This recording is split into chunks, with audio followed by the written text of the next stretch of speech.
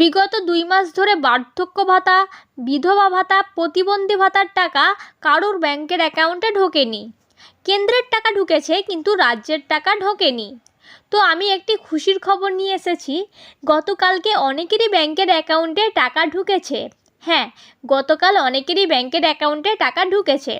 তো কত টাকা ঢুকেছে এবং বিগত টাকাগুলি কি ঢুকেছে, পরে আবার কত টাকা ঢুকতে চলেছে, সমস্ত কিছুই আলোচনা করব এই ভিডিওর মাধ্যমে, তাই ভিডিওটি সম্পূর্ণ দেখতে থাকুন। বিধবা ভাতার টাকা বিগত 2 মাস ধরে বন্ধ রয়েছে। লাস্ট অক্টোবর মাসে দেওয়া হয়েছিল, তারপর নভেম্বর ও ডিসেম্বর মাসের টাকা দেওয়া বন্ধ রয়েছে। হ্যাঁ, নভেম্বর ও ডিসেম্বর মাসের টাকা দেওয়া পুরোপুরি বন্ধ ছিল। আপনারা হয়তো প্রত্যেকেই ভাবছিলেন যে সবার টাকা ঢুকছে কিন্তু আপনারই টাকা ঢুকছে না। ভাবছিলেন আপনার কি কেওয়াইসি আপডেট করাতে হবে, নাকি ব্যাংকের কোনো সমস্যা হয়েছে, নাকি আপনি আর কোনো দিনই টাকা পাবেন না।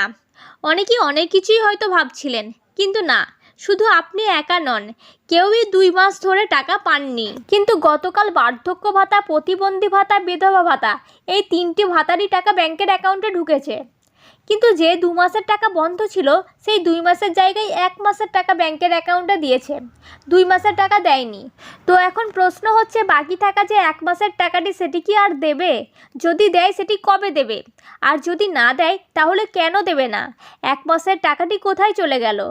দেখুন, আপনারা একটু ভালোভাবে ভেবে দেখুন।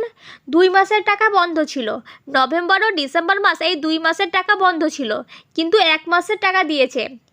যদি টাকা দেওয়ারই হতো তো 2 মাসের টাকা একসঙ্গে দিত, কিন্তু 2 মাসের টাকা একসঙ্গে দেয়নি, 1 মাসের টাকা দিয়েছে। হয়তো ডিসেম্বর মাসের টাকাটি দিয়েছে আর নভেম্বর মাসের টাকাটি দেয়নি, তাই 1 মাসের টাকা যেখানে দিয়েছে 2 মাসের টাকা দেয়নি, তাহলে মনে হয় না আবার আগের মাসের টাকাটি দিতে পারে। তাই আমার মনে হয় আপনারা ওই 2 মাসের টাকাটির কথা না ভেবে এই 1 মাসের টাকাটি পেয়েই সন্তুষ্ট থাকুন, কারণ আগের মাসের টাকাটি দেবে বলে আর মনে হয় না। আবার জানুয়ারি মাস থেকে নিয়ম মতো যেভাবে আপনারা টাকা পাচ্ছিলেন সেইভাবেই টাকা পাবেন। আগামীকাল সব রকম ব্যাংকেই কিন্তু বার্ধক্য ভাতা, প্রতিবন্ধী ভাতা এবং বিধবা ভাতার টাকা ঢুকে গেছে। তো আপনারা কি এই টাকা পেয়েছেন? যদি পান অবশ্যই কমেন্ট বক্সে জানাবেন। এছাড়াও বিগত কয়েক বছর ধরে বার্ধক্য ভাতা নিয়ে কিছু সমস্যা চলছে। নতুনদের তো স্যাংশন করাই হচ্ছে না, তারা তো টাকা পাচ্ছেনই না।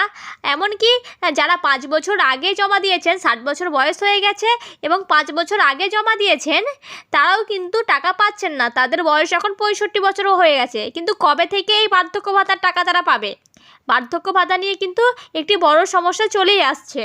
কিন্তু অন্যদিকে লক্ষ্মীর ভাণ্ডার প্রকল্পে দেখুন, নিয়মিত প্রত্যেকেরই ব্যাংকের অ্যাকাউন্টে টাকা ঢুকছে। হ্যাঁ, আমরা জানি লক্ষ্মীর ভাণ্ডার প্রকল্প হচ্ছে মুখ্যমন্ত্রী মমতা বন্দ্যোপাধ্যায়ের স্বপ্নের একটি প্রকল্প। সেই প্রকল্পের টাকা কিন্তু প্রত্যেকেরই ব্যাংকের অ্যাকাউন্টে নিয়মিত ঢুকছে। কিন্তু সবথেকে গুরুত্বপূর্ণ হচ্ছে বার্ধক্য ভাতা, প্রতিবন্ধী ভাতা আর বিধবা ভাতার টাকা।